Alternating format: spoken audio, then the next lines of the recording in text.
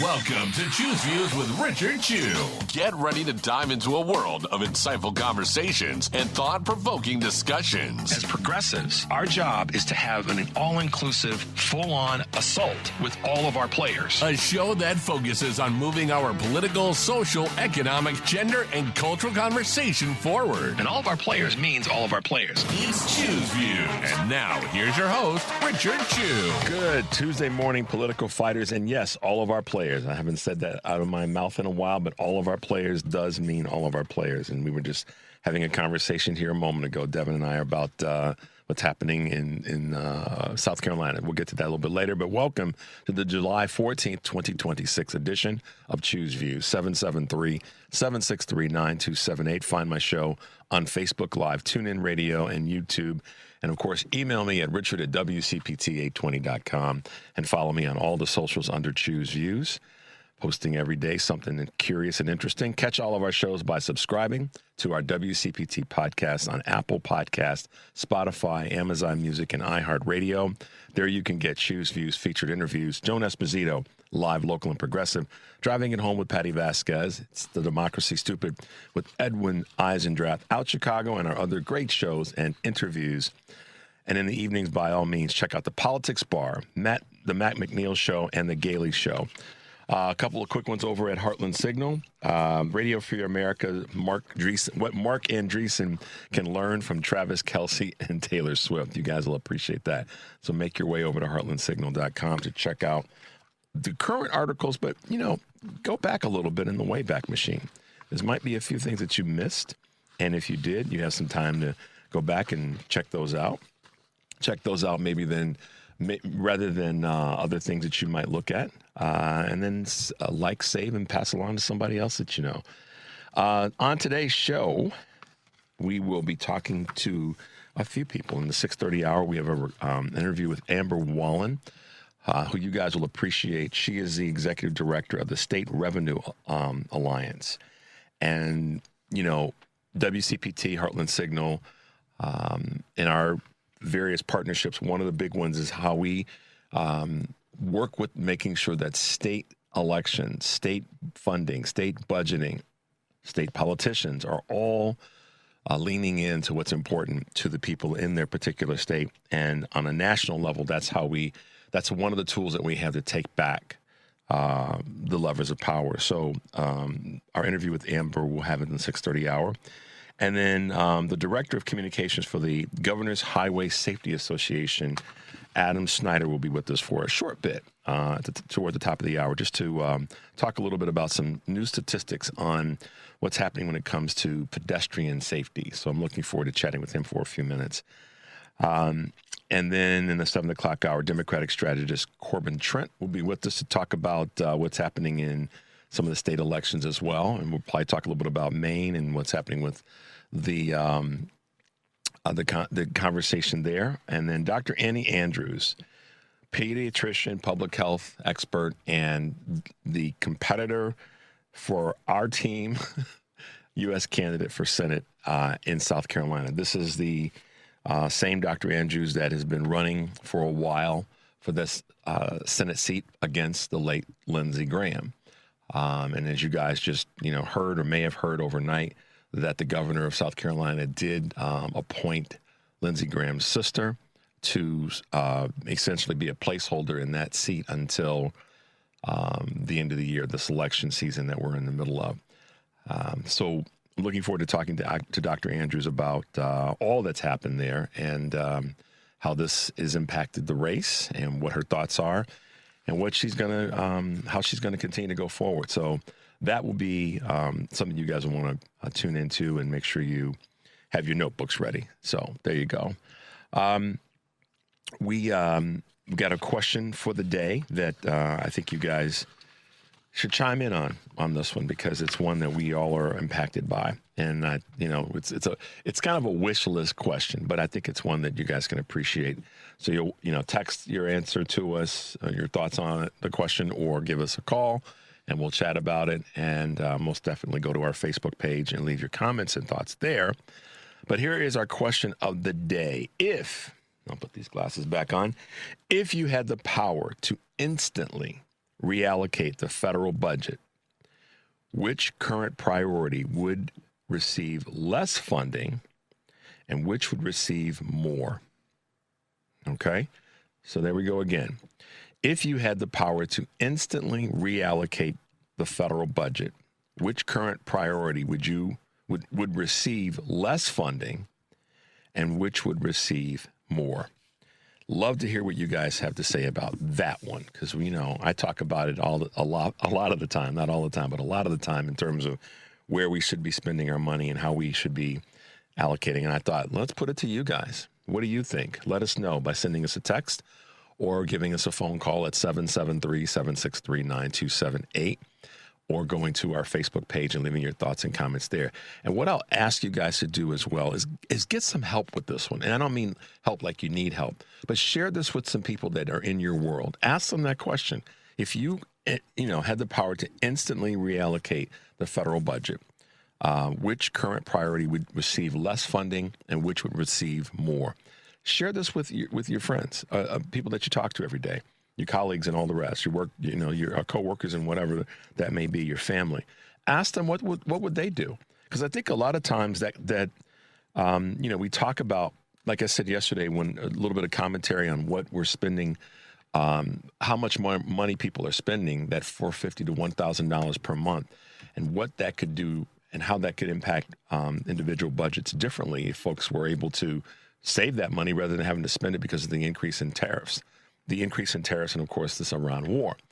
But when we talk about the federal budget, I think that, everybody's got a thought about it. I would gather that maybe I'm making too much of an assumption there. But let's make the assumption for the purpose of the conversation. Let's assume that everybody's got an opinion about what we should be spending our federal budget on. So share this with the people that you know and see what their thoughts are. Pass it on and see what kind of feedback you get from people. Still, send us your thoughts today, but in the next couple of days, just share it with somebody and ask them, what would you do?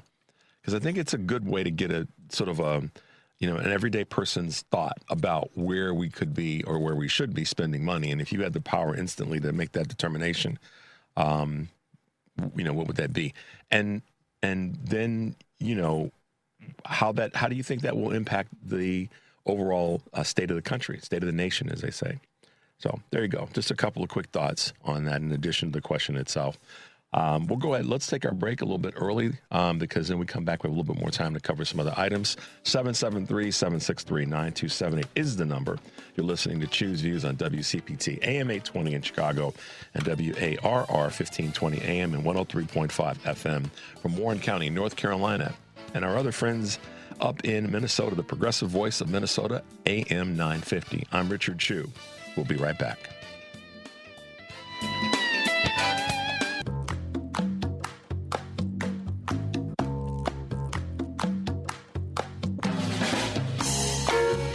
All right, guys, welcome back to Choose Views. If you are just tuning in, I'm Richard Chu, and thank you for being with us on this July 14th, 2026, which means we got a couple of quick Choose Views news items for you this morning.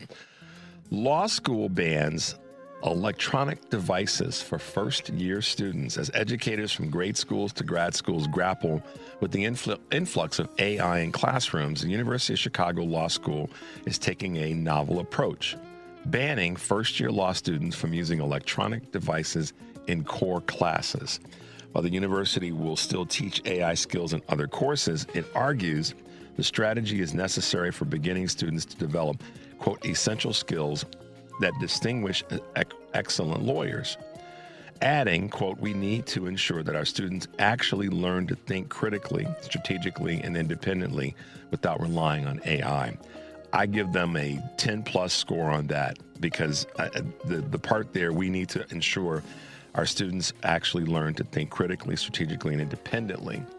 That's the key part, independently. So kudos to them, and maybe more will take on that same position. More Americans drawing on credit savings to buy food. Like we said yesterday, the rising cost of groceries is leading more Americans to take on credit card debt and draw from savings, according to the nonpartisan think tank at the Urban Institute. Researchers found that that there are over a quarter of working-age adults who use credit cards to buy groceries are struggling to make payments, while about 1 in 10 utilize buy now, pay later loans to purchase food. Nearly 20% of adults surveyed also tapped into long-term or emergency savings reserves over the past year to cover increased grocery costs. That's just absolutely unacceptable, America. It just is. And it's coming from the Republicans. They're not stopping what Donald Trump has started, which leads us to oil prices jump as the U.S. and Iran fight over the Straits of Hormuz. They surged yesterday as tensions escalated between the U.S. and Iran over the control of the Straits, and Donald Trump stated that the U.S. would reinstate a blockade of Iranian ships through the Vital Passage. Global oil benchmark Brent crude rose about 5% to around $80 a barrel. The two countries exchanged back and forth strikes over the weekend, threatening an already fragile ceasefire agreement. State attorneys general sue over the Paramount WBD deal. A group of 12 state attorneys general, including California's Rob Bonta, have sued to block Paramount's Warner Brothers deal with Discovery, and this is all based on antitrust. Paramount, meanwhile, is said to be weighing the possibility of relocating its headquarters out of California. The deal, which would create the largest TV network portfolio in the U.S., has been approved by the federal government and shareholders. But in addition to state-level pushback, Paramount's bid for Warner Brothers Discovery still faces EU scrutiny. In other words, the European Union is not happy with it as well. Smartphone shipments hit a 13-year low last quarter. Smart global phone shipments tumbled 11% last quarter, hitting their lowest level for that period for more than a decade. Counterport Research did say this on Monday, and the only phone maker to notch any growth was Apple, bringing its global market share to a record 20%. Only Samsung can claim a larger share at 24%. The other three makers, Xiaomi, Oppo, and Vivo, were hurt by surging handset prices driven by the ongoing memory chip shortage, which analysts say could linger into 2027. And the parasitic outbreak prompts restaurants to pull produce. An ongoing foodborne illness outbreak has sickened thousands of Americans, prompting restaurant menu changes and increased caution around dining out. Over 2,600 cases of cycloporasis have been reported in Michigan alone, where Taco Bell locations removed ingredients including lettuce and cilantro from their menus. Other restaurant chains remain on high alert. Quote, "We are monitoring the situation closely and evaluating any information that becomes available." All right, a couple of quick Choose Views news items on this June 14th, 2026. I'm going to get back to this food situation in a moment as part of some of today's commentary. But today on Live, Local, and Progressive, Joan Esposito will be talking to William Muck, professor of political science at North Central College. Paul Lisnek, a multi-Emmy award-winning TV host who served as political and legal analyst at WGN for 18 years. Young Mi Kim, the Velas Distinguished Achievement Professor at the University of Wisconsin-Madison. That's a mouthful. Professor of Journalism and Mass Communications will also be joining Joan. Live, Local, and Progressive today, 2 to 5 Central here on WCPT, the heartlandsignal.com website, and tune in. And then tonight on Driving It Home, Patty will be joined by Reed McCollum, chair of the Democratic Party of DuPage County, along with 3 interns from that same group. And radio host and commentator Ben Kamenos will be joining Patty. Driving It Home with Patty Vasquez, weekdays 5 to 7 here on WCPT AM 820, the Heartland Signal website. Tune in, YouTube, and Facebook. And then tomorrow on Choose Views, I'll be joined by Professor Eddie Glaude. Several best-selling books, as you know. He has been a voice in and out of politics and commentator on various news outlets. And, of course, Kurt Mullett will be with us from Hoosier Blue 63. And former Lieutenant Governor of Wisconsin and 2026 candidate for Wisconsin Governor Mandela Barnes will be with us. So join us on Facebook Live. You can catch all of our shows by finding it at facebook.com/WCPT820. So there you go. All right. Let's see. We got a couple of comments already about our question of the day. One of the responses to our question of the day about if you were instantly in charge of the federal budget, Lois says, less for the military, more for infrastructure that helps reduce climate change. Actually, everything in the federal government should get more money at the expense of the military. Lois, front of the class, first door on the right, our first chair on the right. I agree with you. Yeah, the military budget can be reduced dramatically, and let's bump up our budget in other areas. So that is spot on, and I agree with you 1,000%. First row. Mike, you know where that is, right? In the classroom, the first row closest to the door. So anyhow. All right. So as a quick reminder, if you had the power to instantly reallocate the federal budget, which priority would receive less funding and which would receive more? I want to hear from you guys in that space. But I want to circle back to some thoughts I have about this situation with the Cyclospora parasite.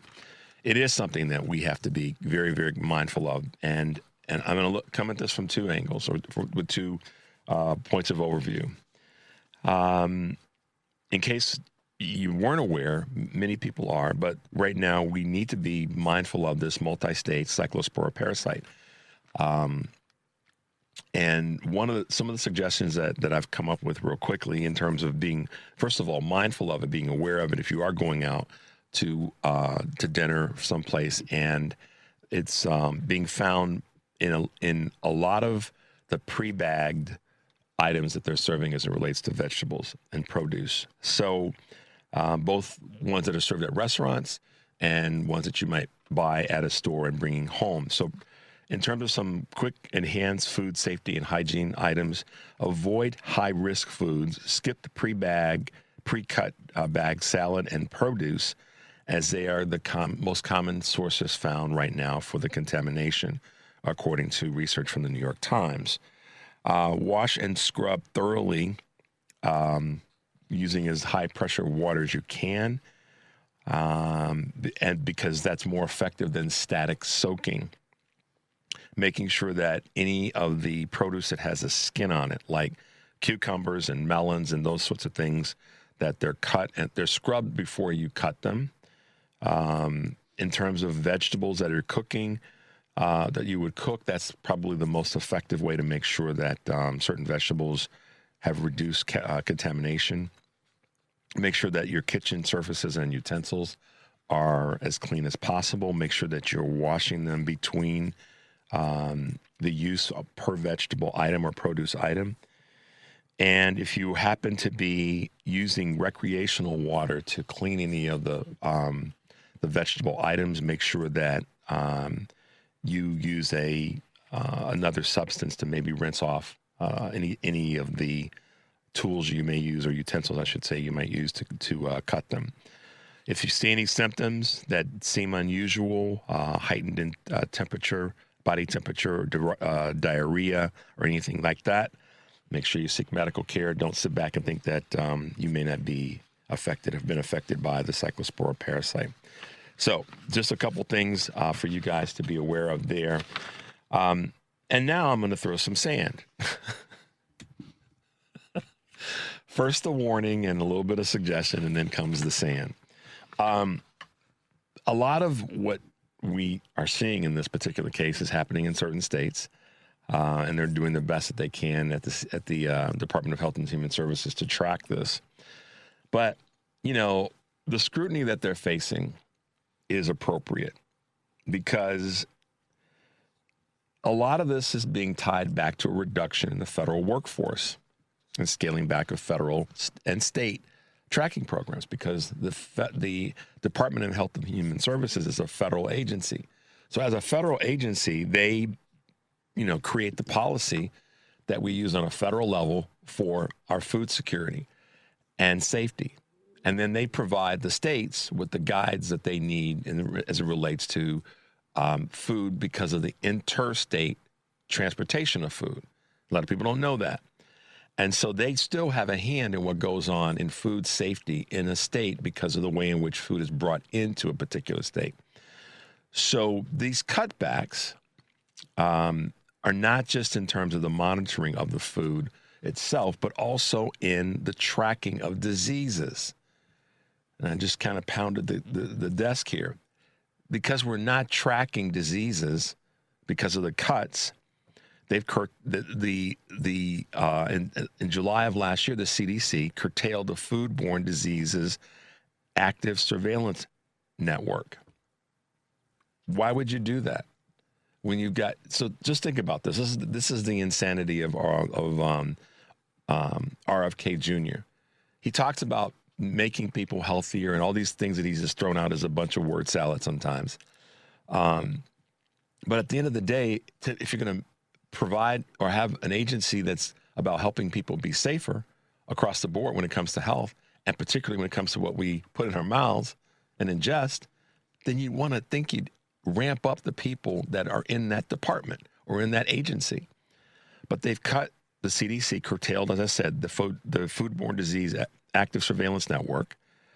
They've reallocated the Division of Parasitic Diseases and Malaria, moving those people to other departments. And what that does, of course, is it reduces their ability to be on watch when it comes to the items that they get early warning on that could have parasites, like we're dealing with now. And then what that then leads to is a delay in not only in the detection of that something exists, but also identifying what can be the best courses of action to resolution and safety for the country. And then one of the things that a lot of people don't really maybe tap into is closed cases. And why this is important in my mind is when there's it's sort of, the domino of this. If there's not early detection, then you can't come up with ways to prevent.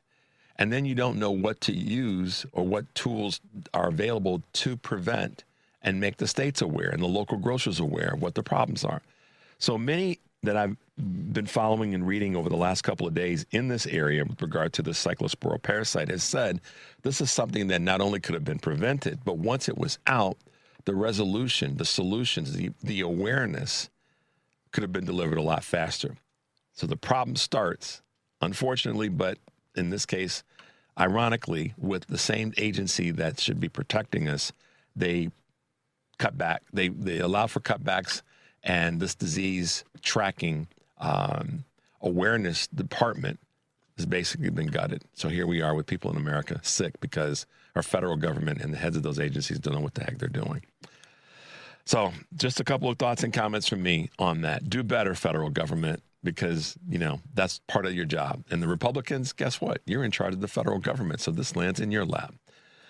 Let's take a quick break, guys. 773-763-9278 is the number. You're listening to Choose Views on WCPT AM 820 in Chicago, WARR 1520 AM and 103.5 FM from Warren County, North Carolina, and our good friends at AM 950, the progressive voice of Minnesota. I'm Richard Chu. When we come back, we'll have a quick interview with Amber Wallen. We'll be right back.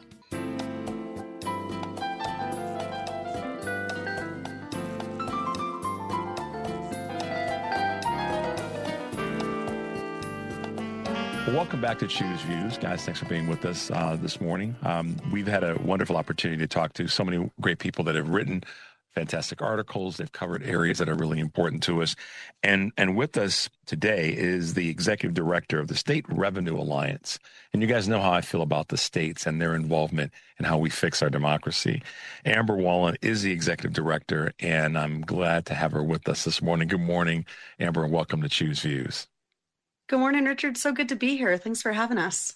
Absolutely. Well, I'll just kick right off by saying that so many people right now are wondering, what do we do? How do we fight? What are our processes? And I think that the states handling their business, and I mean that in a positive way, is really kind of our superpower right now. Taking back the states and having the states' involvement in so many levels of politics and social issues and economic issues is really the thing that we have to sort of grab onto and be willing to fight for. And as we do that, then I think it strengthens our position on a national level when it comes to all of these issues. So tell us a little bit about the organization, the State Revenue Alliance, and tell us a little bit about Amber, but also about the organization.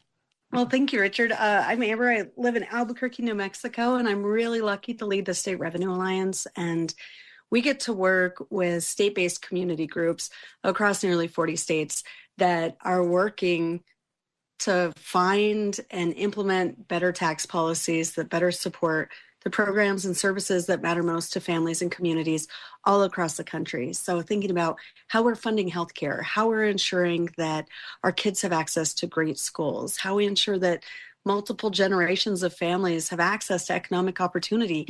These are all tied to how much revenue our states are raising. And I loved hearing your intro. We're just so simpatico on that, because part of the reason we do our work at the state level is because we think state level policy occupies this really unique space. It both has incredible power to impact people's lives, to create policies and move $3 trillion every year in public funding at the state level, but it's also pretty uniquely accessible and personal enough that where people can actually get really closely engaged and actually have an impact on the policy process. You know, we always say states are the labs of innovation, and particularly in this moment, state level work has can have such a big impact on people's lives and can be really a place where we're defending and protecting communities when and where they need it most. Yeah, and one of the things that I think if one takes a partisan position, and partisan has gotten a bad rap, when one takes a position of what they stand for, and if it happens to be, you know, on the left side of the Democratic side of the progressive side of the conversation, then so be it. But the facts bear this out, is that when Democrats have control of state legislatures, we've gotten more things done than when we don't have. And I'm not saying that someone has to necessarily agree with that, because the facts bear it out.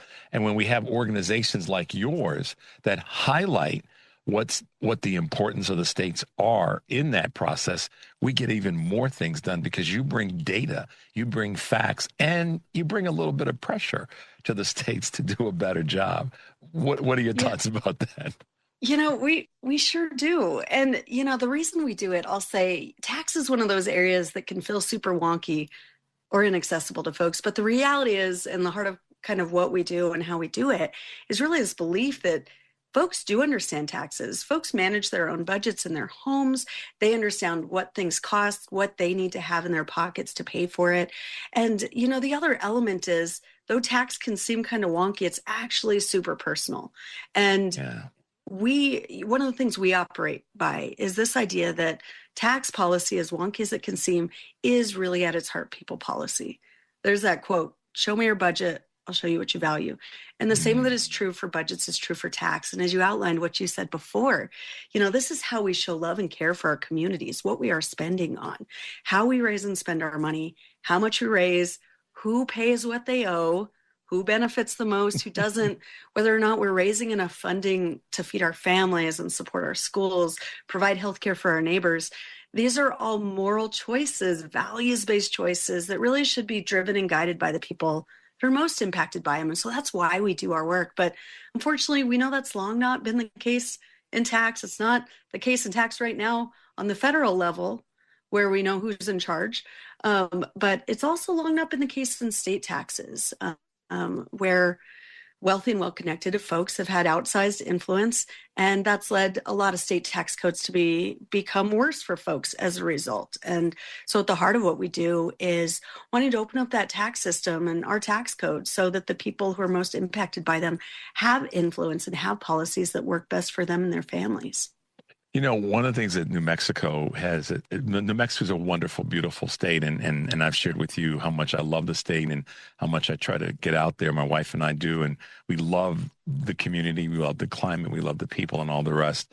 And this may seem like a kind of crazy question, but one of the things that New Mexico doesn't have is a national sports franchise, baseball, football, basketball, some great college teams and all the rest.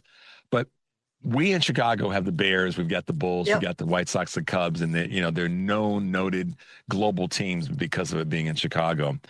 And we're having this fight right now with the Bears staying in Chicago versus going someplace else. And everybody knows about it if you follow sports loosely. But there's a political piece to this because there's a tax piece to this. And I'm not in favor of giving away tax dollars that come out of the personal pockets of individuals, coming back to your point, when there's not some sort of defined way to see forward that those tax dollars are going to benefit the overall community. What are your thoughts on that broadly? I use that as a way to get us to a question, but what are your thoughts on that broadly when businesses come in of any sort that want to get big tax breaks, but there really isn't a proof or there's really no proof or proven that they're actually going to reap benefits back into the community in a monetary way?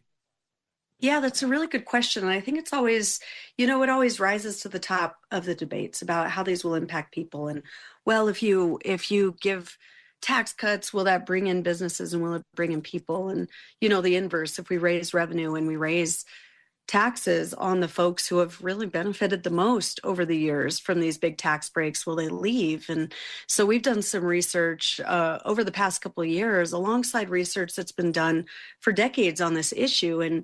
And what the data bears out is that people want to live in places where their kids can go to great schools, where parents can easily get to work, where everyone has opportunities to succeed.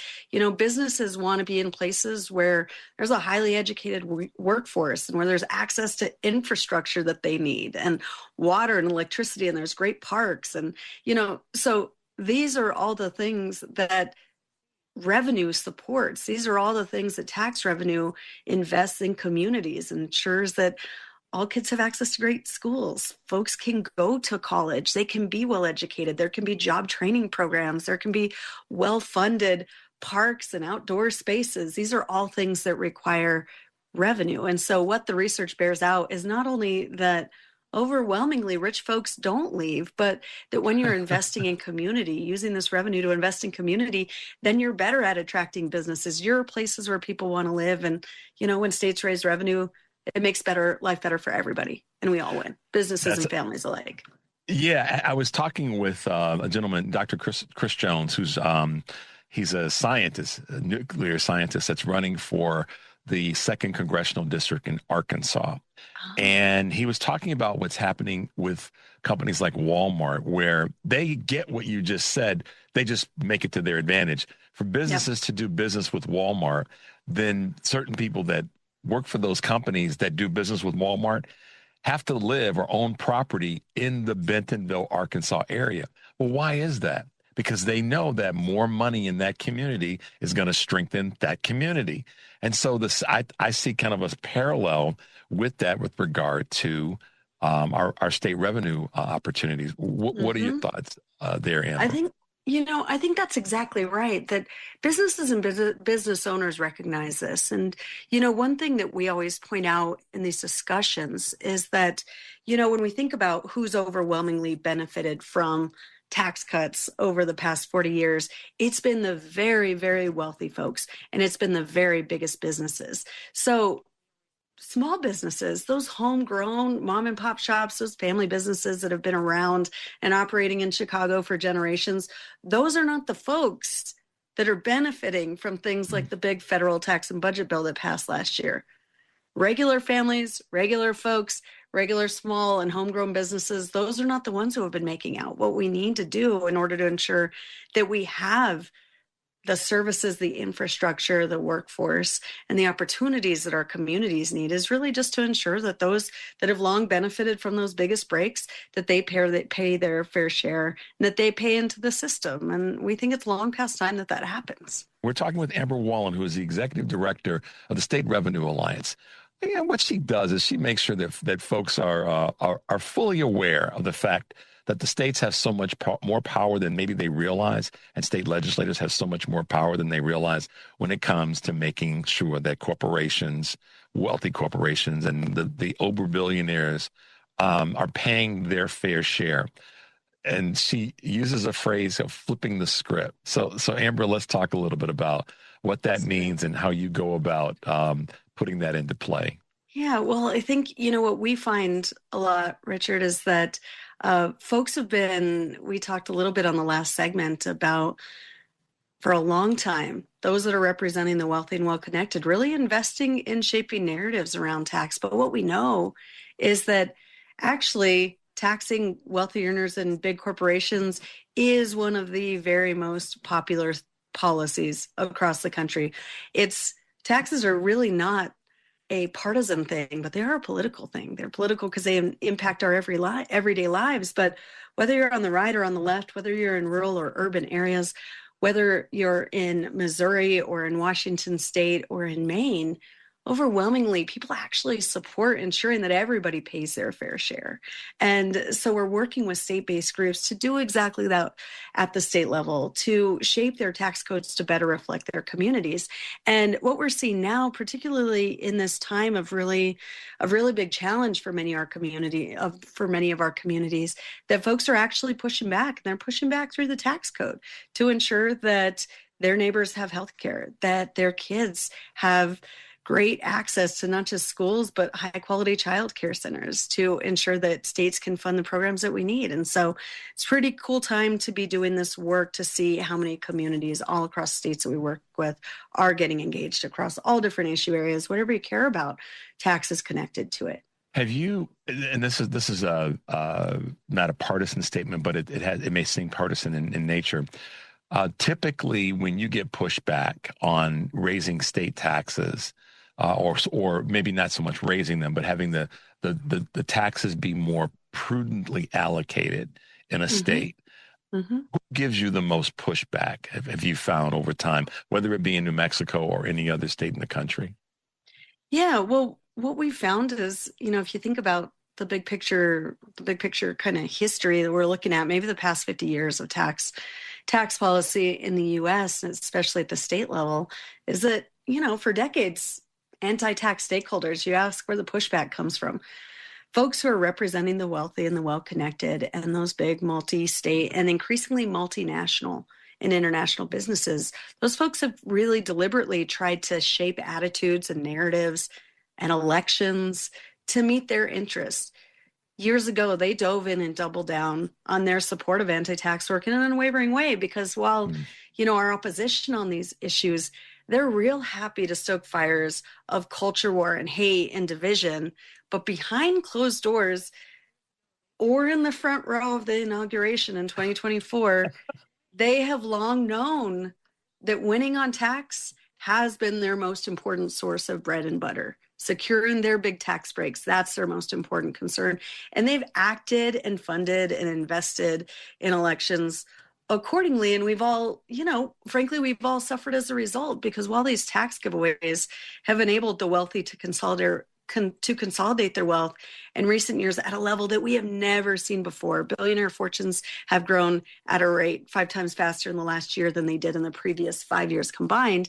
Those same tax breaks that are, lining their pockets and making their wealth grow by magnitudes, those are the same things that have also starved state tax revenues, that have limited that supposed American dream or potential of any generation to have more opportunities than the one that came before. And then, the federal tax and budget bill made that much worse. It cut programs for families and gave the savings there to pay for tax cuts for really wealthy folks. And everybody else is paying for it as a result. But what that means right now is that states are really the places where things can happen, where communities can be protected, where the services that families and kids need most can be invested in. And we're seeing a lot of movement in that area this year.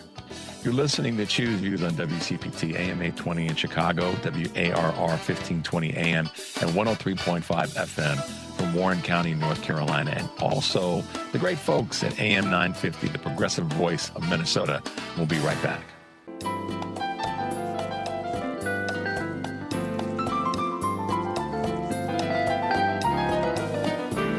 All right, guys, welcome back to Choose Views. I'm Richard Chu, if you're just tuning in. Thanks to Amber Wallen for giving a bit of her time to us and talking about our state's impact, both when it comes to revenue and just policy at large. She's certainly someone to follow. Again, her name is Amber Wallen. She's executive director of the State Revenue Alliance, and they put out some great information, some good white papers and all the rest in terms of what they're doing to promote stronger state, and I use the word in the segment, allocation of tax dollars. Part of my question today was if you were the head of a certain agency, or if you had the power to reallocate federal budget instantly, what would you prioritize, and what would what would receive less and what would receive more? And so everyone that's responded so far has said military would get the biggest cuts right out of the gate. So that's interesting. Not surprising, but I think that it'd be interesting to ask this question to a room full of declared conservative voters. If they they had the power to instantly reallocate the federal budget, what would they do? That would be a 50-50, 100 people in the room, Mike, 50 Democrats, let's make it 150, 50-50 and 50, independents, Democrats, and Republicans, and see what their thoughts would be. That would be worth a conversation. Now, I'm getting way out there. Maybe we do a special sort of live town hall on that. Ooh, wow. You guys listening in the big C-suites? All right, guys. Speaking of someone that is having an impact on our safety and what's happening, not just in the States, but across the country, with us this morning is Adam Snyder, who is one of those leading voices.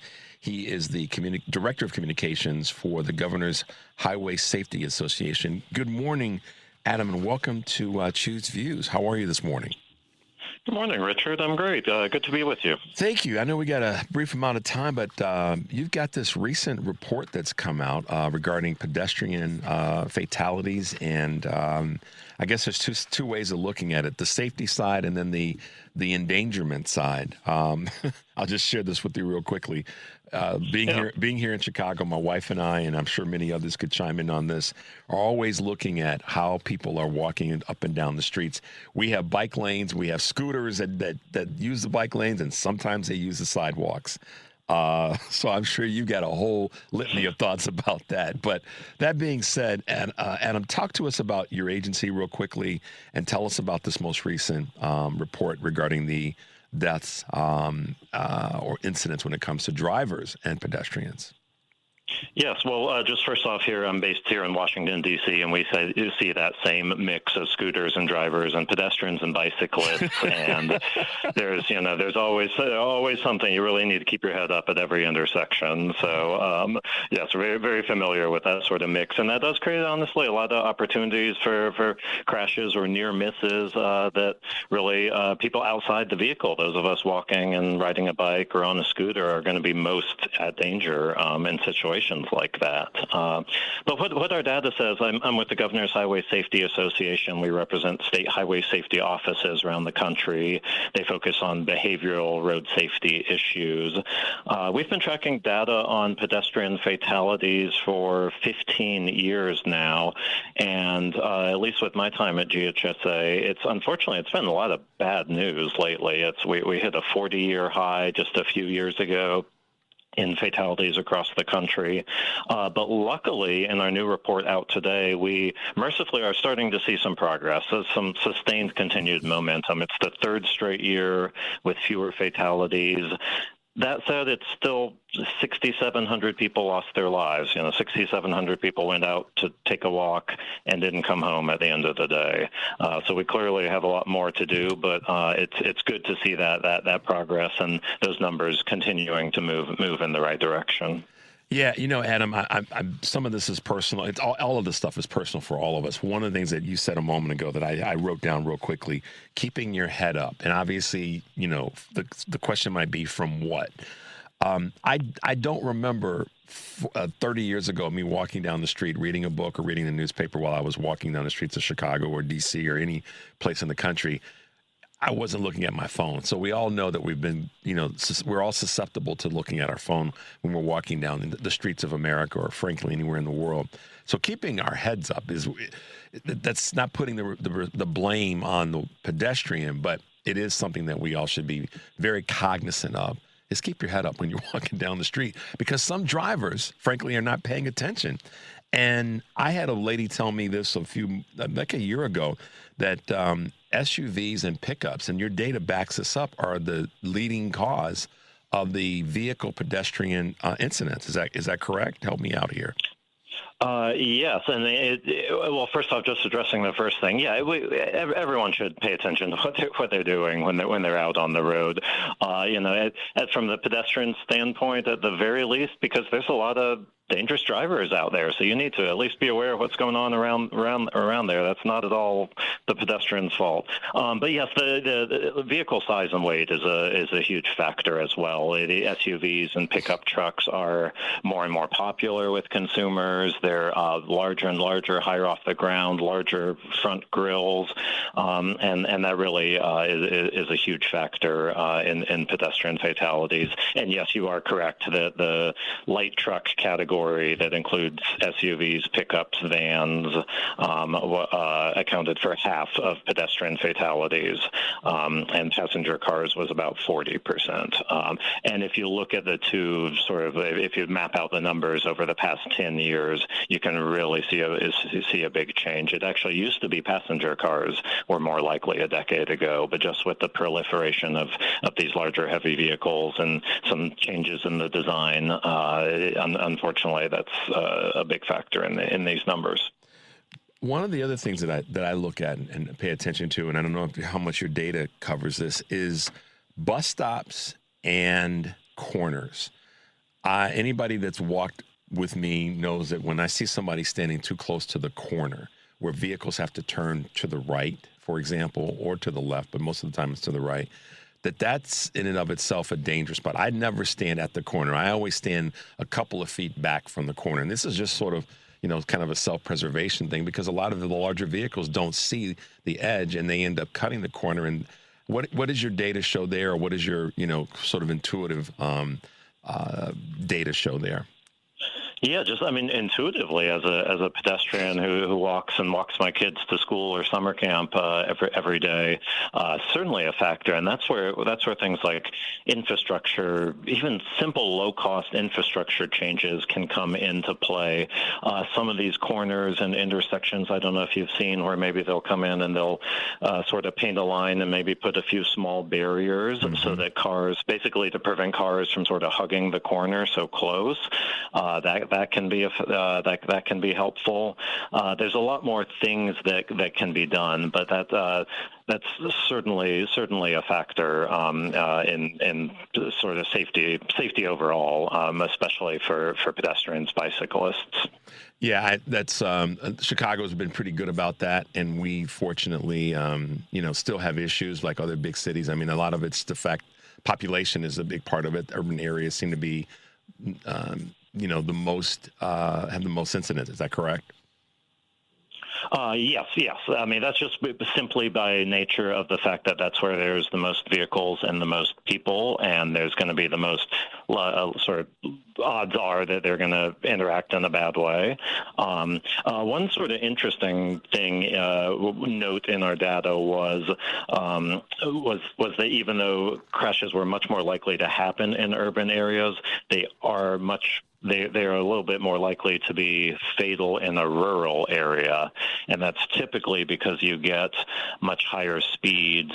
You get, the pedestrian probably was not on a sidewalk or something like that. So that was just sort of one interesting note in the data. But you're completely right. It's largely in urban areas like Chicago and DC and all across the country. So last, real quick, we got 30 seconds. Let people know how they can find you, and what's the number one thing you would tell a room full of people to do if they're a pedestrian? Yes, look, ghsa.org. We have a whole lot of information on pedestrian safety and a wide range of other road safety issues, distracted driving, impaired driving, speeding, things like that.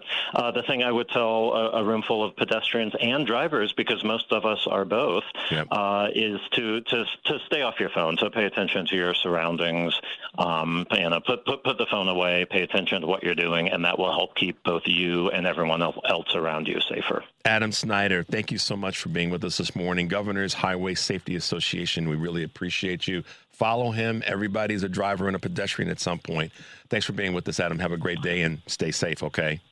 Great. Thank you, Richard. You too. Stay safe. All right, bye now. 773-763-9278 is the number. You're listening to Choose Views on WCPT AM 820 in Chicago and WARR 1520 AM and 103.5 FM from Warren County, North Carolina, and AM 950, the progressive voice of Minnesota. I'm Richard Chu. We'll be right back.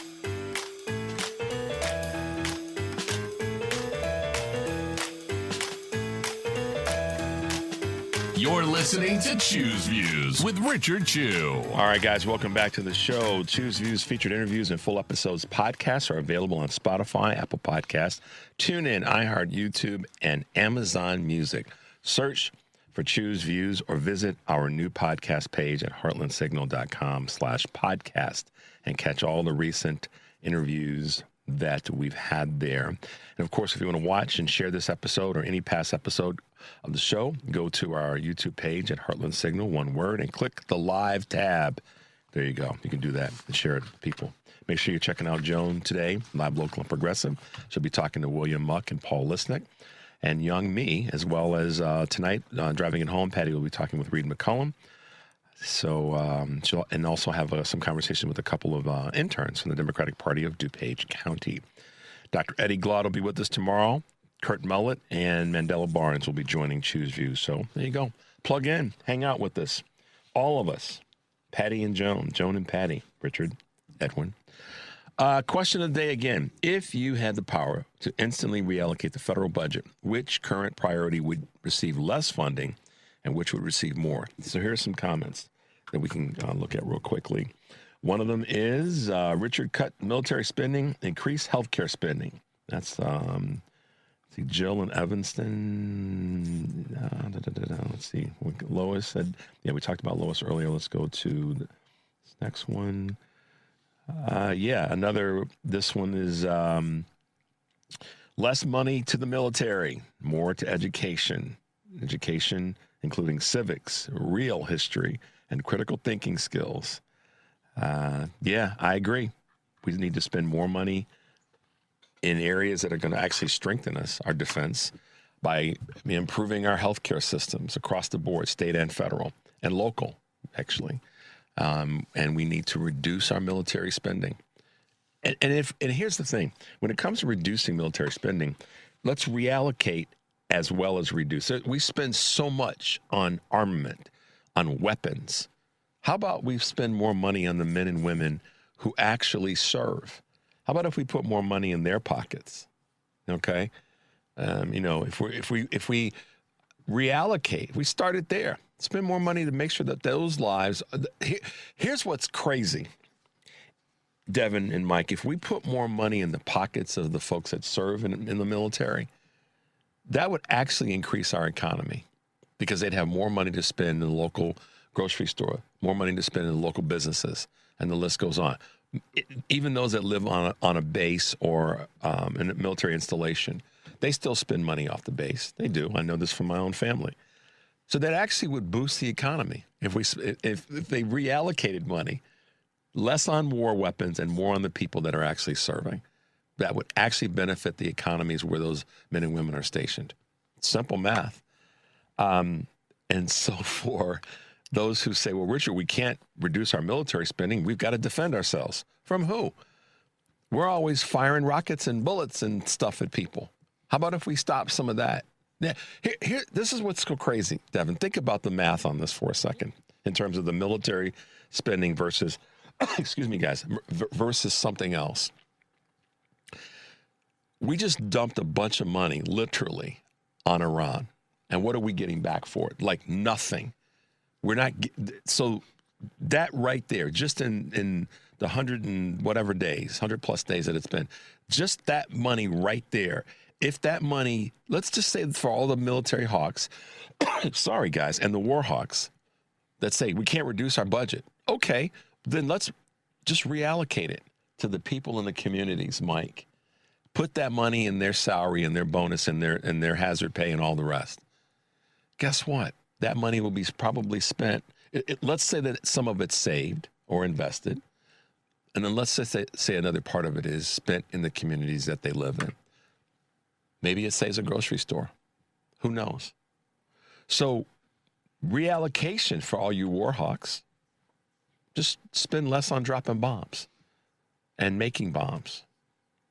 So for me, I'm with the folks who have said military spending would go down and healthcare spending would go up, educational spending would go up, food security measures would go up, investing in smaller businesses through federal loan programs would go up significantly. And you guys understand that our military budget, when we talk about military budget, sometimes people want to define what that is. I can tell you a line item right out of the gate that a lot of people would probably be happy with in the climate that we're in right now. Guess what that one would be, Mike? Our reduction in spending in the money that we send to the military hawks in Israel. There's one right there. And if that ruffled some feathers, good. You probably need to look in the mirror and check yourself out rather than me. Right there. So we can then stout up our own, neighborhoods and the things that we always complain about. I said this since we go back to the beginning of the Iran war. I said it before that, but certainly since then.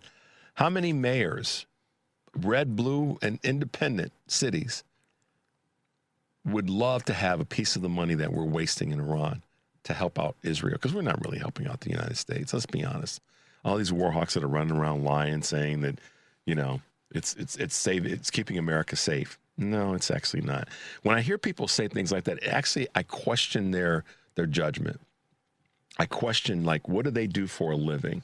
If there's a person out there that's still working and they're saying things like this war in Iran, this military incursion, this military attack, whatever we want to call it, if they are actually ones to believe that this is protecting America, and they hold a job, let's say they're a loan officer, or let's say that they are someone that works in a wherever they work, where they're making determinations on people's welfare.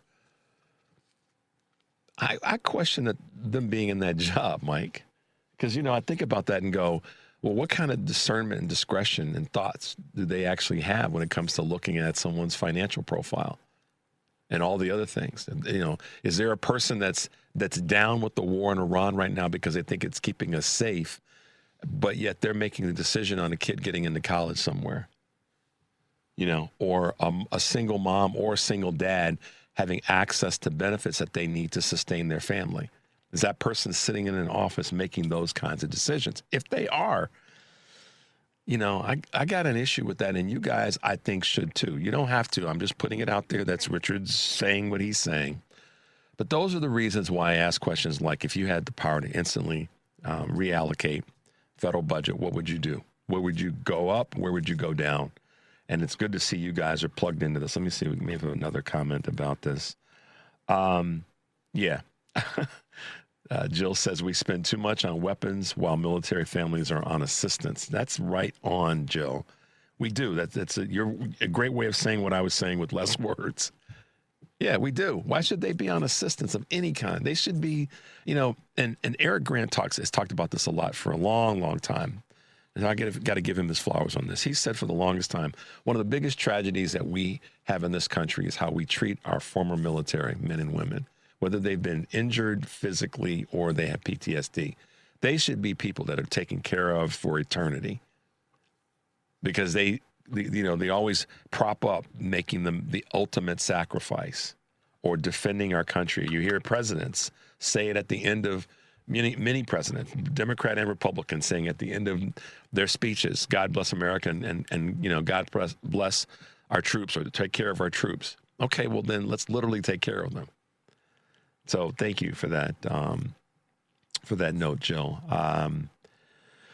All right, let's take a quick break. 773-763-9278 is the number. You're listening to Choose Views on WCPT AM 820 in Chicago and AM 950, the progressive voice of Minnesota, as well as our good friends at WARR 1520 AM and 103.5 FM from Warren County, North Carolina. I'm Richard Chu. We'll be right back.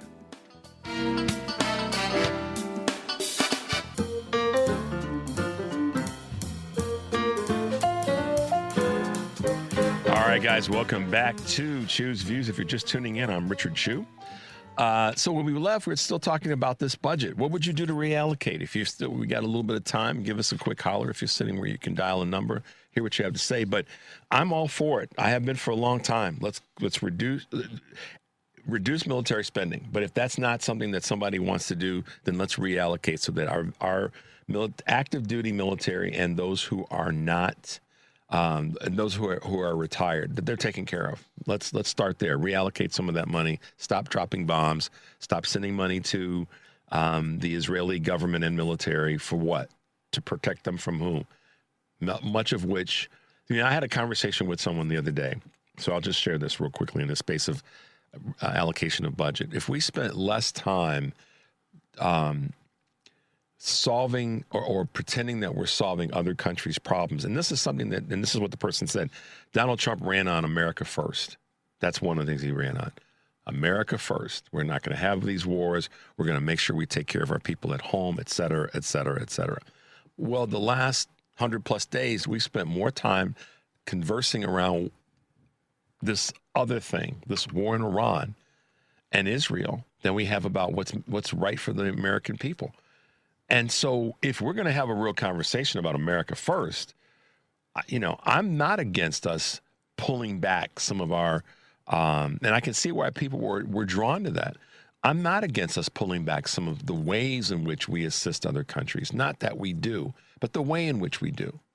That's different than not doing it. I'm not saying we stop, but there's a lot of countries in the continent of Africa that the assistance that Israel gets could be spread, the Israeli government and then the Israeli military. Let me be specific, because that's what started the conversation with this person. Could be spent differently in countries in Africa.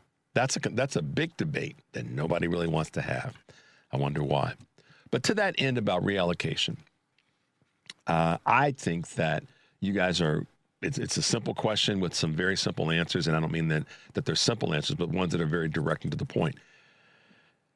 The military budget is way overbloated, and it's gotten bigger. And let's be honest, this ICE, the other thing that I would end immediately is all funding to ICE, ASAP, not even a second thought. But the way in which it's written, because Republicans are in control of the House and the Senate, the White House, the judiciary, now ICE has got too many billions of dollars.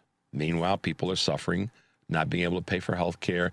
How in the heck do we have homeless people in America when we got all this money going toward ICE to do what? Get rid of people and then shoot somebody again?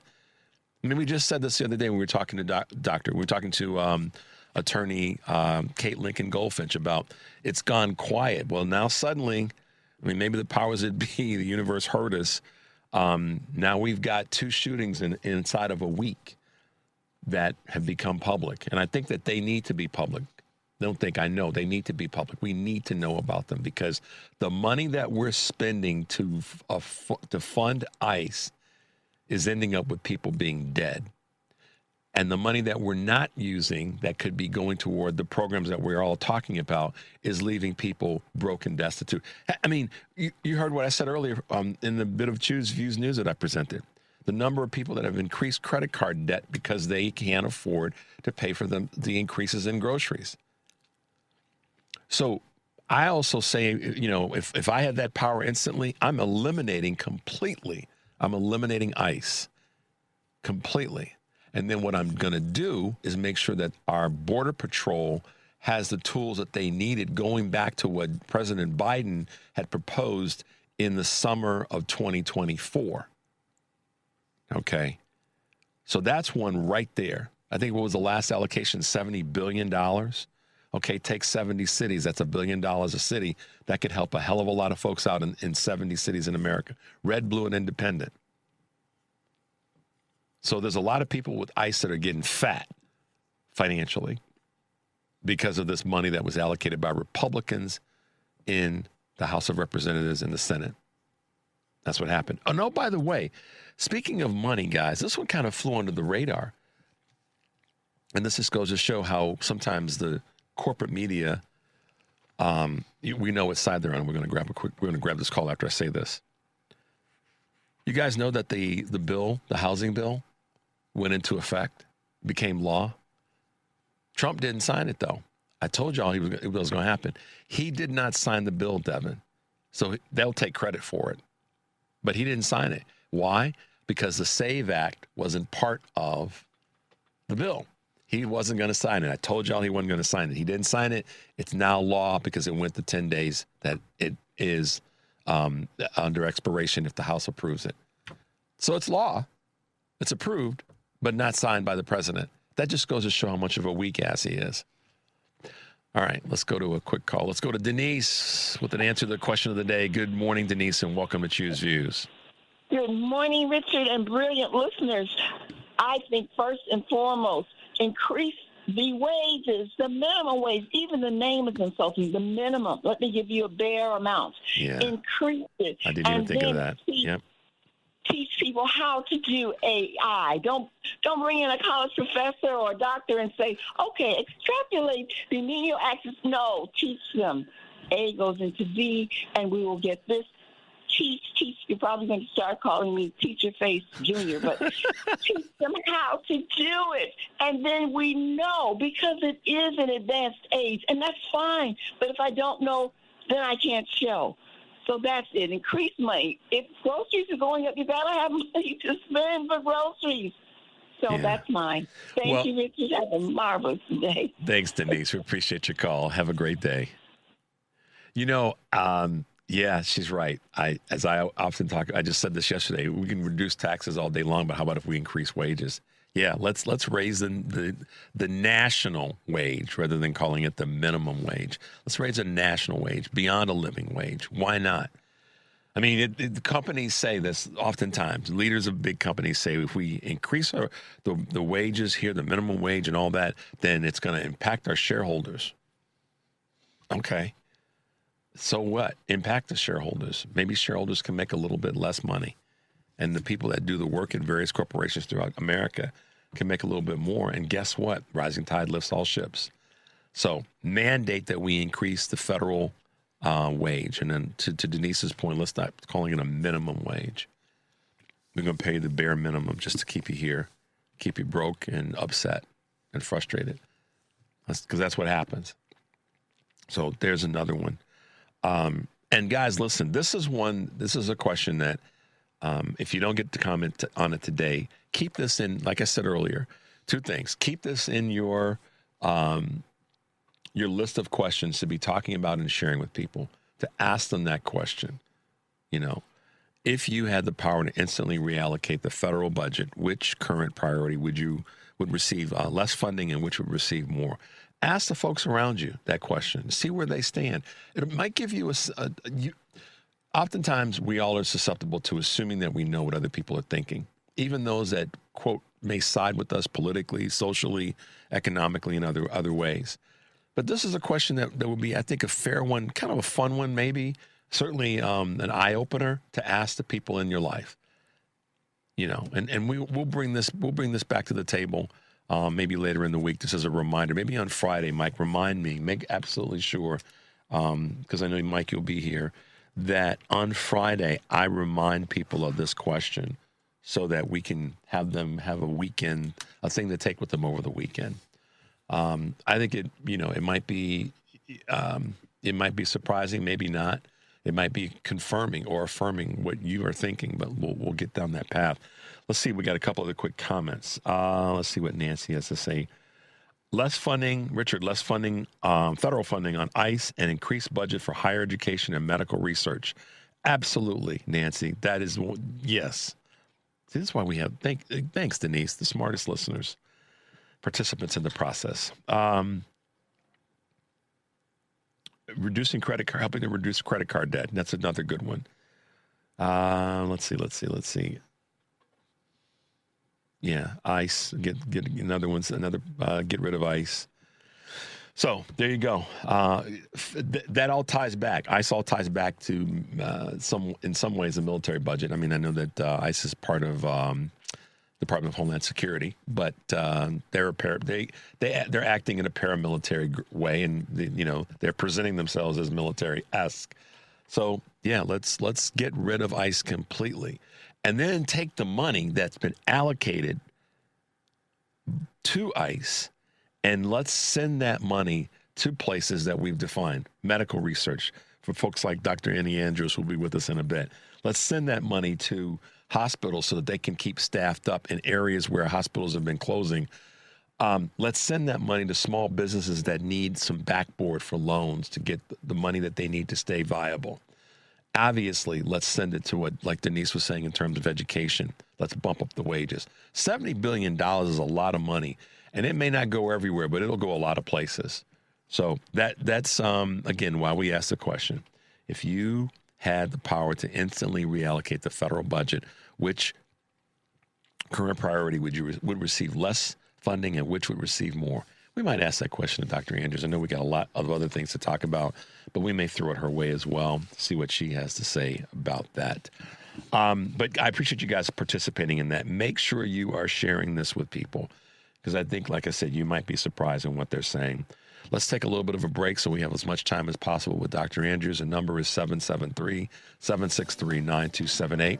You're listening to Choose Views on WCPT AM 820 in Chicago and now AM 950, the progressive voice of Minnesota, and our good friends down in North Carolina, WARR 1520 AM and 103.5 FM from Warren County, North Carolina. I'm Richard Chu. When we come back, we'll be talking with Dr. Annie Andrews, candidate for U.S. Senate in South Carolina. We'll be right back.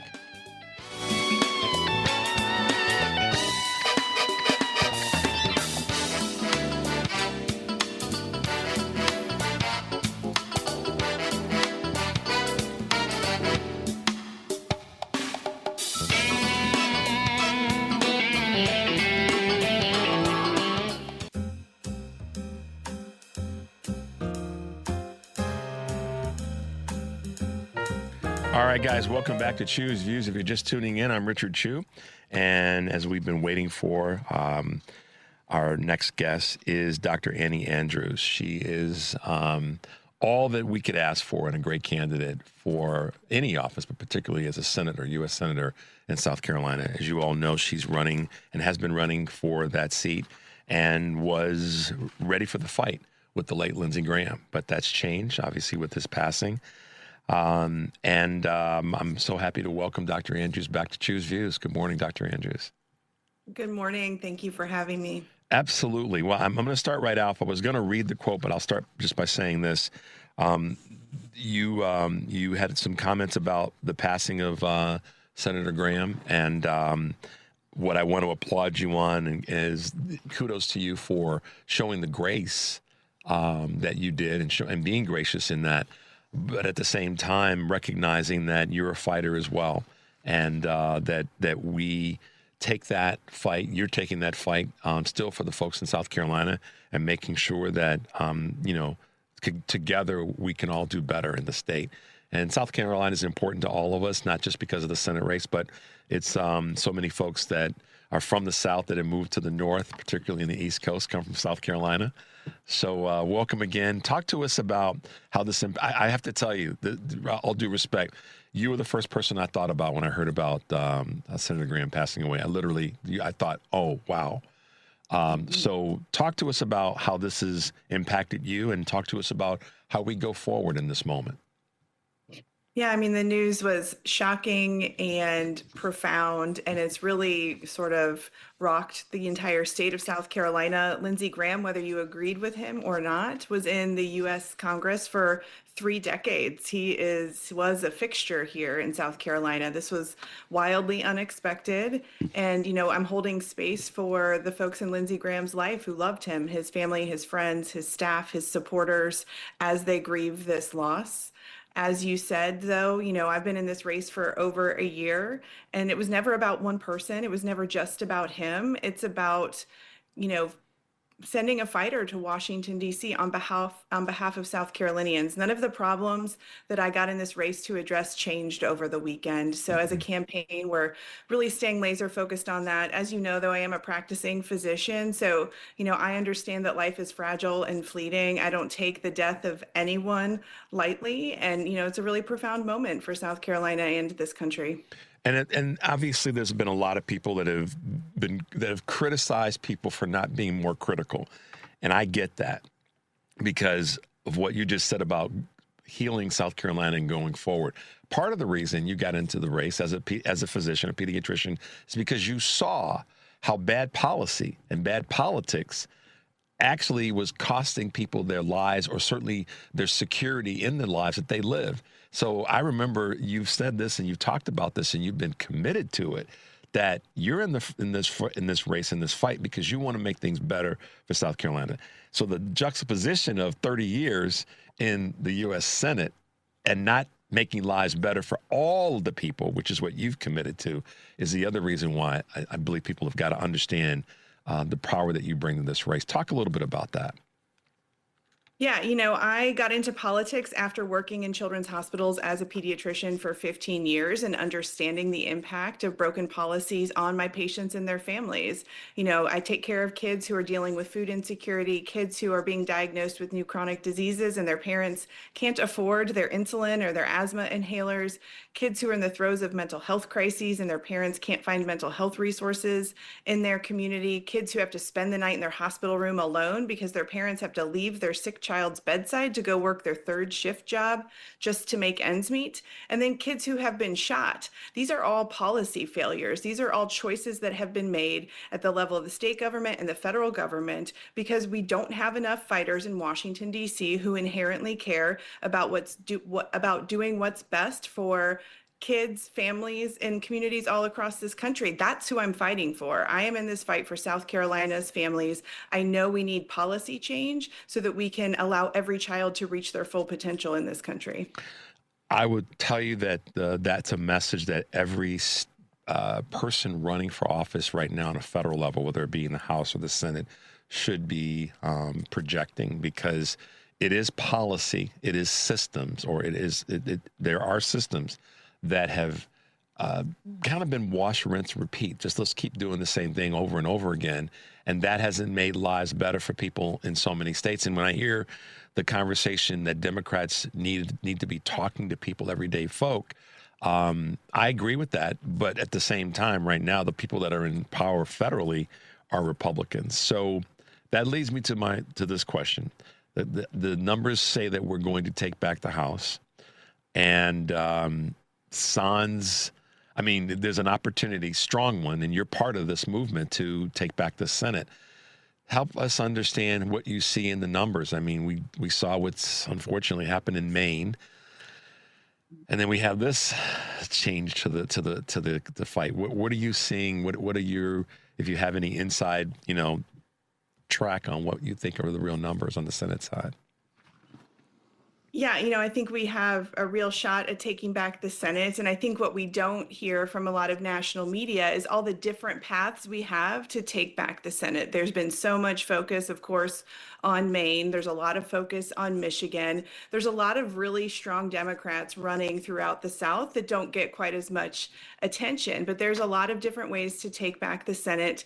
And the sentiment that I've heard for the past year across the state of South Carolina is people are tired of career politicians on both sides of the aisle. They're tired of the same old broken system in Washington, D.C. They're tired of politicians who enrich themselves on both sides of the aisle while they're up there to serve. And so they're ready for a generational shift in leadership. And that's what my candidacy represents. And, I think that this is bigger, as I said, this is bigger than one incumbent. I won't know who my opponent is until probably the end of August. There's a Republican primary special election scheduled for August 11th. There are going to be, I'm sure, 4 or 5 candidates in that race, which means it will likely go to a runoff, which would be on August 25th. So it may be the morning of August 26th when I actually know who my opponent is. But the good news is, as I said, my mission hasn't changed. The problems facing South Carolinians haven't changed. Their need for a fighter in Washington, D.C. hasn't changed.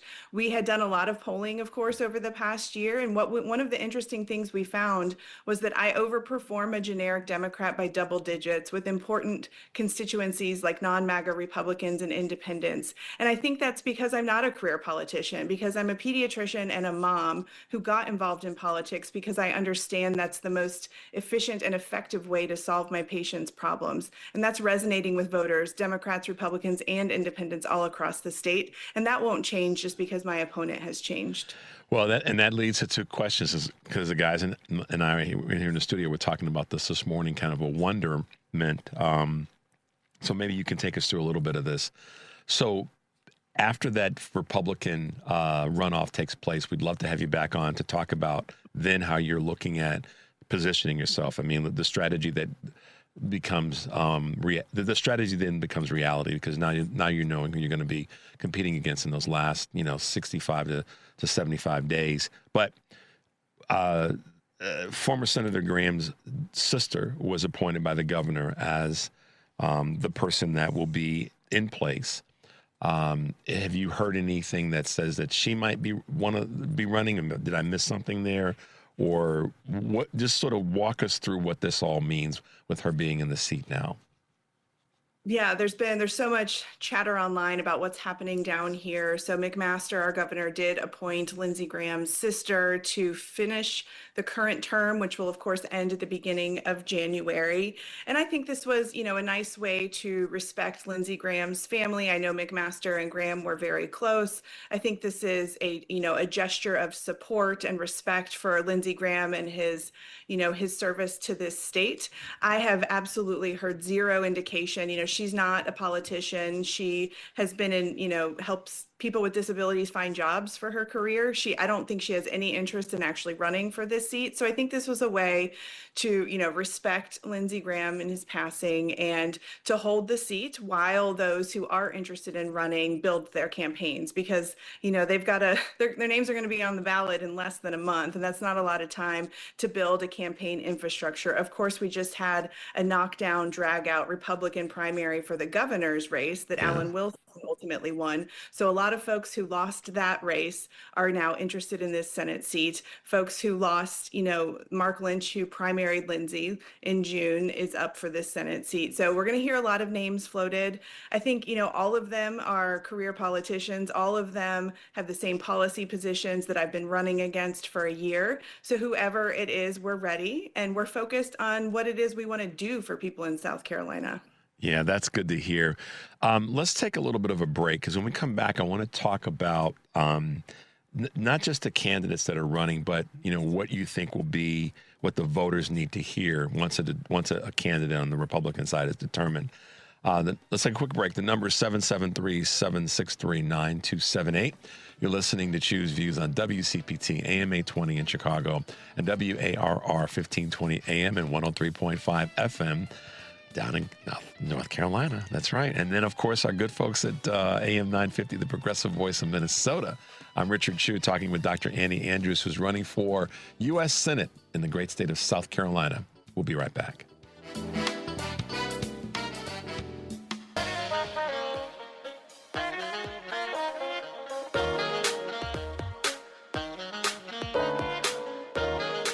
All right, guys, welcome back to Choose Views. If you're just tuning in, I'm Richard Chu, and we're talking with Dr. Annie Andrews, who is running for U.S. Senate seat in South Carolina. And with all that's taken place recently, it's an honor to have her on the show to talk about not only a little bit about the late Senator Lindsey Graham, but also about the future.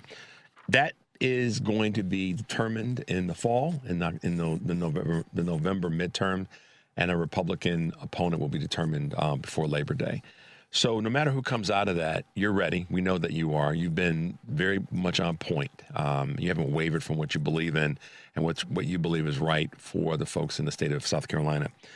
But one of the things that I think is, and help us out here, it's going to be one of your advantages, is that the criticisms that were properly delivered to Lindsey Graham about his wishy-washiness, and one day another, have been true to the Republican Party in the state when it comes to Donald Trump on a federal level. They've moved with whatever he says and what he wants the state to do.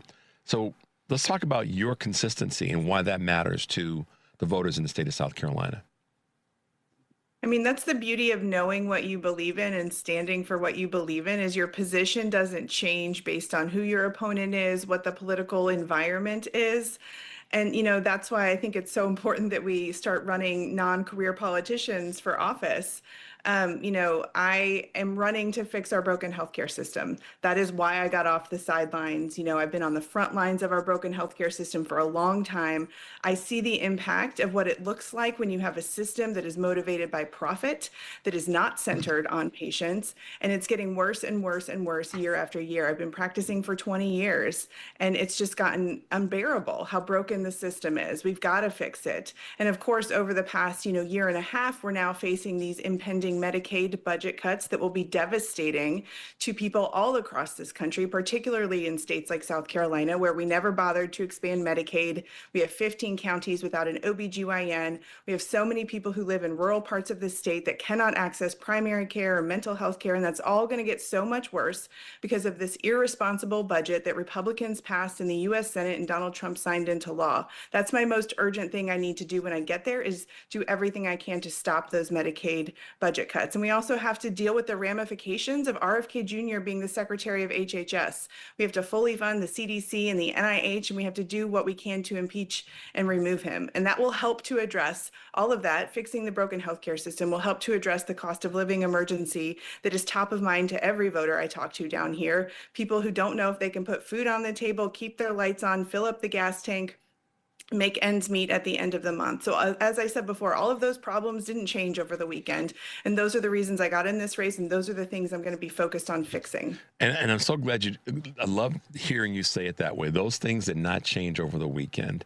And if anything, I think they were highlighted, like I said earlier, because they had not been addressed by the former senator in any way that was meaningful to all of the folks in the state of South Carolina, not just the ones that voted for him.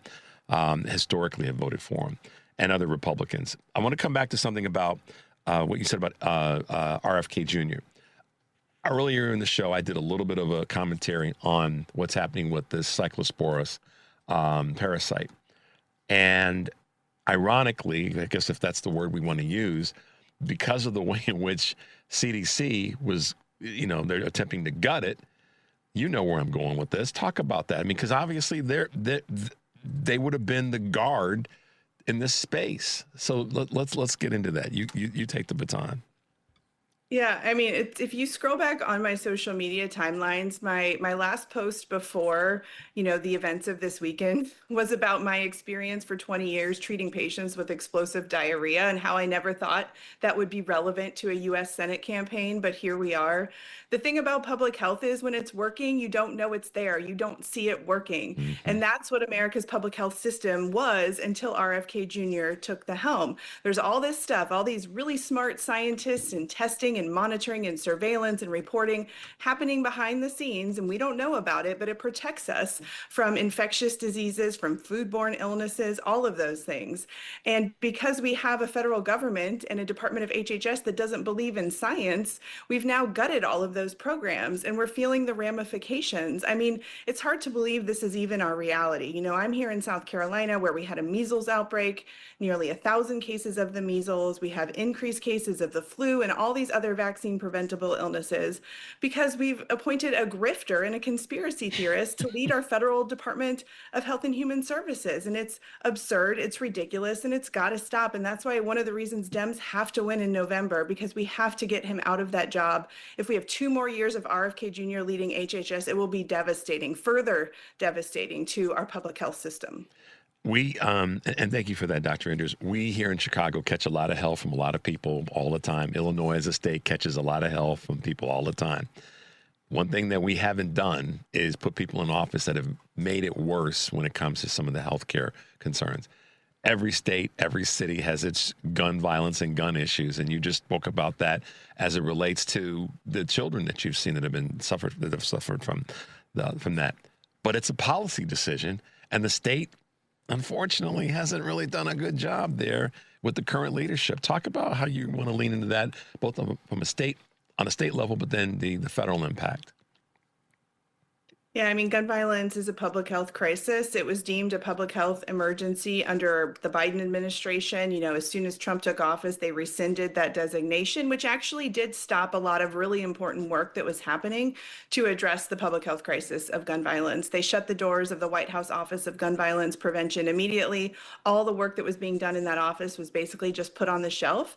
And it's really a tragedy. There's a lot of things that Americans agree on, a lot of common sense gun laws that do not impede on the Second Amendment. I support the Second Amendment, but the majority of Americans want to see universal background checks passed, and they want to see a red flag law, federal red flag law passed, a federal secure storage law, increased funding for gun violence prevention research, and evidence-based hospital and community violence intervention programs. It's not rocket science. We know what the solutions are. We're the only developed country that has this public health crisis of gun violence. Every other country has mental health issues. They have violent video games and violent movies.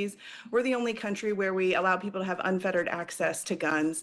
And as a mom, it just, broke my heart watching headline after headline of school shooting or toddlers finding unsecured firearms or teen suicide. And as a pediatrician and a mom, I knew I had to do something. So many years ago, I joined Moms Demand Action. And that's really how I found my footing in these advocacy spaces, ultimately leading to my pivot into politics. Dr. Andrews, voters are obviously the ones that make the difference here. And obviously, the state has voted in a particular way politically over a number of years, and it just continues to happen. And unfortunately, the state has not prospered as a result of that in a number of areas that you've been very locked in and running on. And the country has similar tragedies in that regard. So what is it that the voters are going to need to – how do I want to ask this question without – well, what do the voters need to do differently other than just vote? What do they need to see or hear differently? Because they clearly are experiencing the downside of Republican leadership in the state. So, what do we need to do to get folks to go, yeah, Dr. Andrews makes more sense than any Republican that they would throw at us? It's not an easy task. People are so locked in on their traditional partisan voting patterns. In the South, probably more than anywhere else across the country. But we're starting to see cracks in that because real people are suffering the harms of this second Trump administration. As we just talked about in the public health sphere and the healthcare sphere, the gas prices, grocery prices, they're starting to understand that the federal government, the Trump administration, they're not doing what they said they were going to do when they asked for their vote back in the 2024 election. But it takes, conversation after conversation, interpersonal conversations, asking people to critically think about which party, which candidate actually aligns with their values and which one is actually going to fight to solve those problems. I think I have a little bit of a leg up on that, again, because I'm a doctor and a mom first and really a politician way after that. I present myself to the voters as, a pediatrician who's seen these problems firsthand, as a mom who's concerned about my own 3 children who are in the public school system. And then, yes, I'm running as a Democrat, but that's not what I lead with, because that will make voters in South Carolina just go to their typical reflexive, oh, she's a Democrat, Democrats are bad. And if that's what voters do, I'm never going to win. But our polling was showing that I was breaking through. Non-MAGA Republicans, independents were giving me a second look. They were giving me a chance because I sound like a regular person. I talk to regular people. I don't sound like a career politician because I'm not one. So it's not an easy task, but our campaign is up to it. And we've been doing it really effectively over the past year. We're building a coalition that we need to win in November, no matter who my opponent is. Yeah, and unfortunately, they're going to throw all that they can at you. And I know you know this. I'm not telling you that you don't already know that's already happening. So we've got your back here in Chicago and the upper Midwest and every place that listens to my show. We have got your back. We definitely want to have you back on maybe in late August or early September after we get that we know who you're going to be running against. I know your positions aren't going to have changed. But we want to definitely be able to do everything we can to help you get that to win this seat, because it's important for the state. It's important for the country, obviously. It's important for the state. And that together, that message, I hope, is one that continues to resonate. I threw out a question that I do every day on the show, and this is one that I'm just going to ask you real quickly. You may have heard me say it earlier. If you had the power to instantly reallocate the federal budget, which current priority would receive less funding and which would receive more funding? I'm going to throw that to you since we have you for another minute or so. I go for less funding for endless, unnecessary, violent wars overseas and more funding for America's broken healthcare system. That's a pretty easy question for me to answer. That's why I asked it last. But Dr. Andrews, how can folks find you? How can folks get involved in your campaign?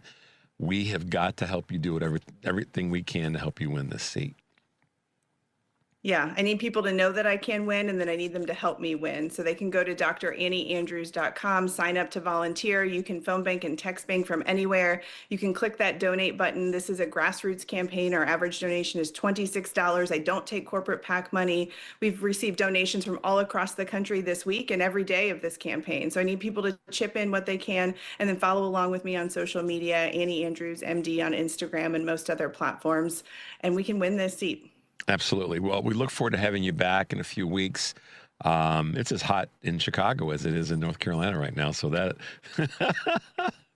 But Dr. Andrews, thanks for spending some time with us this morning. I know our listeners appreciate you and what you're doing, and we've got our fingers and toes and everything crossed to help you get across this finish line successfully. So we'll talk to you again real soon. Sound good? Yes. Thank you so much. All right. Talk with you soon. Be well. All right, guys. As always, it's great when our guests can be with us and give us their thoughts and opinions. And it was great to have Dr. Andrews talk to us a little bit about this race. So many of you have said a similar thing about what you would do. So I wanted to wrap up with a couple of the other thoughts from folks as it relates to the budget. Let's see what we got here. Yeah, still more people that have leaned into less military funding and less foreign wars and more money to our healthcare systems and our educational systems. So that's good to see. And we'll keep this question alive for the week because I want you guys to be able to, when we get to the weekend, have that as part of your arsenal to ask the folks that you hang out with, what do you think you would do? What would you do if you had that power, instant power to be able to reallocate federal budget, federal spending? Make sure you follow Dr. Andrews. Thanks to all of our guests today. Thanks to Adam Snyder, who is the director of the communications director of the Governor's Highway Safety Association. And, of course, Amber Wallen, who's the executive director of the State Revenue Alliance out in New Mexico. And she ties into a lot. They consult with a lot of state leaders on ways that they can improve their tax the revenue that they get from tax and how they can better allocate that. So check each of them out and throw some money at Dr. Andrews. She needs it. 773-763-9270 is always our number. We're wrapping up today. Thanks for being with us. Stay tuned for the Stephanie Miller Show. Take a deep breath, guys, and make your life count. We'll see you tomorrow.